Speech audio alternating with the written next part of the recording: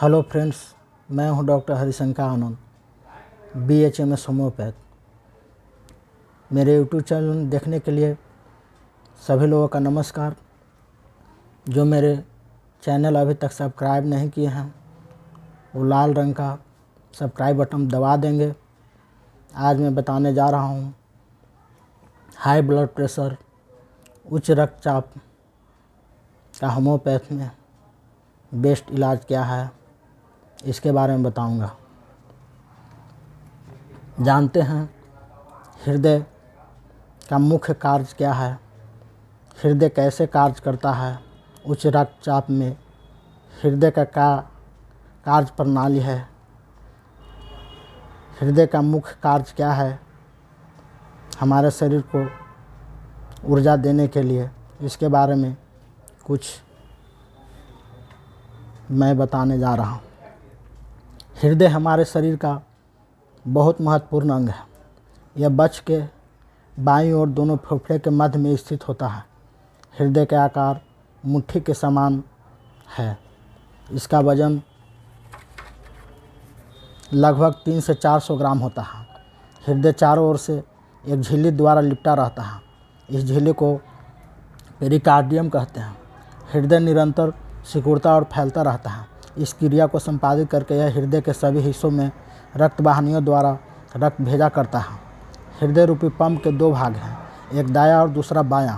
ये दोनों भाग मांस के पर्दे द्वारा एक दूसरे से अलग रहते हैं। इस पर्दे को सेप्टम कहते हैं। इसके कारण बाएं भाग से रक्त न तो दाएं भाग में जा सकता है और न दाएं भाग से भाग में आ सकता है।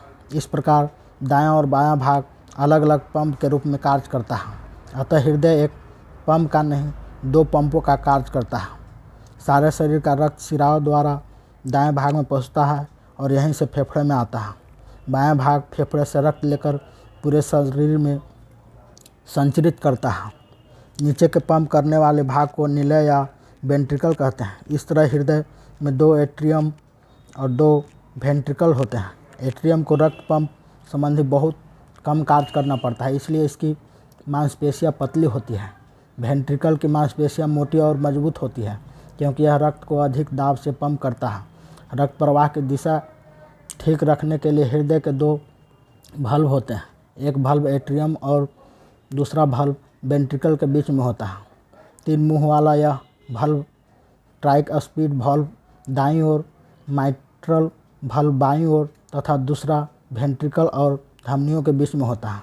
एक पल्मोनरी भल्व दाईं ओर एवं दूसरा एओर्टिक भल्व बाईं ओर होता है, जो रक्त वाहिनियों शरीर का कार्बन डाइऑक्साइड युक्त रक्त वापस हृदय में लाते हैं। उन्हें शिराएं कहते हैं।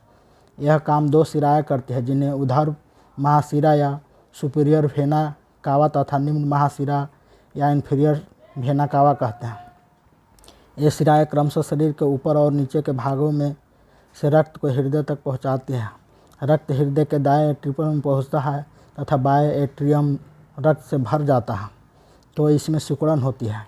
इसके परिणाम स्वरूप रक्त ट्राइस्पीड वाल्व द्वारा बहकर दाएं वेंट्रिकल से होता हुआ फुफ्फुसीय धमनी या पल्मोनरी आर्टरी द्वारा दाएं एवं बाएं फेफड़े में चला जाता है।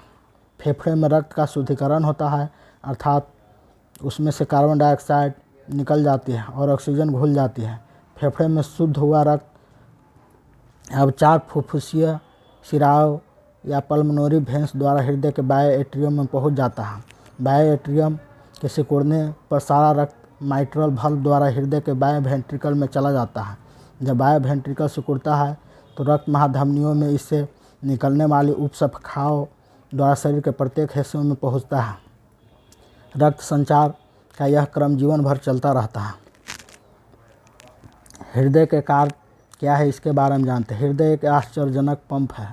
यह फेफड़ों से आए शुद्ध रक्त को शरीर के प्रत्येक भाग में पहुंचाता है और वहां से आए अशुद्ध रक्त को शुद्ध करने के लिए फेफड़े में भेजता है। वास्तव में हृदय का दायां भाग अशुद्ध रक्त को शुद्ध करने के लिए दोनों फेफड़े में भेजता है और इसका बायां भाग फेफड़े से लौटे हुए शुद्ध रक्त को शरीर में भेजता है। इस प्रकार हृदय शरीर में रक्त का संचार निरंतर बनाए रखता है। इसके अतिरिक्त हृदय के कार्य रक्त पंपिंग समय को नियंत्रित करना हृदय को नियमित रखना और हृदय के विभिन्न भागों में तालमेल बनाए रखना भी होता है। इसी तालमेल से मांसपेशियाँ सही ढंग से फैलती है और सिकुड़ती है। हृदय के प्रत्येक धड़कन विद्युत स्पंदन द्वारा हृदय के दाएं एट्रियम में ऊर्ध्व महाशिरा या सुपीरियर वेना कावा के संगम के समीप हृदय पेशी में धसी एक गोलाकार रचना साइनोएट्रियल नोड द्वारा पैदा होती है। हृदय द्वारा रक्त का प्रवाह नियमित तरंगों के रूप में होता है, जिसमें नाड़ी में स्पंदन पैदा होता है। हृदय के सिकुड़ने के समय एओर्टिक वाल्व और पल्मोनरी वाल्व खुलते हैं तथा रक्त धमनियों में चला जाता है। उस समय माइट्रल वाल्व और ट्राइकस्पिड वाल्व बंद हो जाते हैं ताकि धमनियों में गया रक्त वापस एट्रियमों में न आ पाए। सिकुड़ने की इस क्रिया में धमनियों में रक्त का दाब अधिकतम हो जाता है। इस दाब को सिस्टोलिक दाब कहते हैं। जब हृदय की मांसपेशियाँ शिथिल होती है तो एओर्टिक वाल्व और पल्मोनरी वाल्व बंद हो जाते हैं। इस समय धमनियों का दाब न्यूनतम हो जाता है। इस क्रिया को डायस्टोल तथा दाब को डायस्टोलिक कहते हैं। इस अवधि में माइट्रल वाल्व और ट्राइकस्पिड वाल्व खुल जाते हैं तथा हृदय के वेंट्रिकल कोष्ठ रक्त से भर जाते हैं। इसके बाद प्रकुंचन की क्रिया होती है। अनुशीतलन के बाद एट्रियम सिकुड़ते हैं ताकि वेंट्रिकल रक्त से भर जाए। समान रूप से एक नौजवान पुरुष या मनुष्य को इंसान को हृदय 1 मिनट में 70 बार धड़कता है। प्रत्येक धड़कन में लगभग 70 मिलीलीटर रक्त पंप करता है। इस प्रकार 70 धड़कनों में हृदय 5 लीटर रक्त पंप करता है। हमारे हृदय में कुल रक्त की मात्रा 5 से 6 लीटर होती है, लेकिन 24 घंटे में हमारा हृदय 8 से 10,000 लीटर रक्त पंप करता है।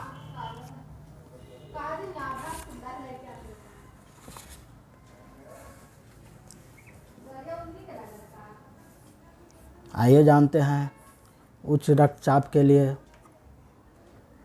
सबसे बेस्ट होम्योपैथ मेडिसिन क्या है। उच्च रक्तचाप के लिए सबसे बेस्ट होम्योपैथ मेडिसिन है हिमालय का बीपी ड्रॉप। हिमालय का बीपी ड्रॉप उच्च रक्तचाप के लिए बहुत ही प्रभावशाली है। यह दवा 10-10 बूंद सुबह शाम लेने से उच्च रक्तचाप सामान्य होने लगता है।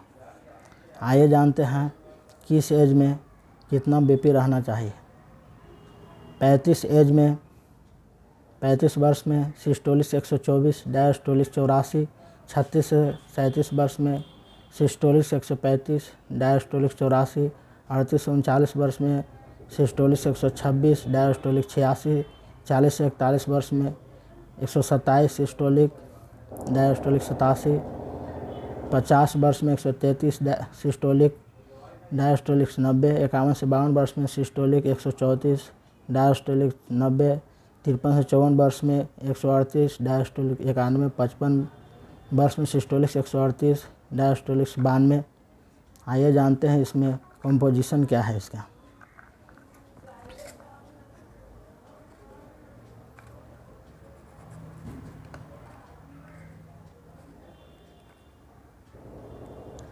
क्रेटेजस ऑक्सी हृदय को मजबूत बनाए रखने के लिए बहुत ही प्रभावशाली मेडिसिन है। रोल्फिया सर्पिटेनिया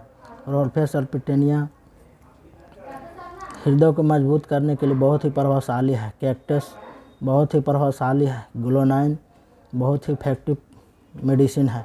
भिस्कन मेल बहुत ही प्रभावशाली मेडिसिन है। आयोडियम बहुत ही प्रभावशाली मेडिसिन है। ब्राइटा मयूर बहुत ही प्रभावशाली इफेक्टिव मेडिसिन है। बीपी ड्रॉप 20-20 बूंद सुबह शाम लगातार 1 महीने प्रयोग करने से बीपी सामान्य रहने लगता है।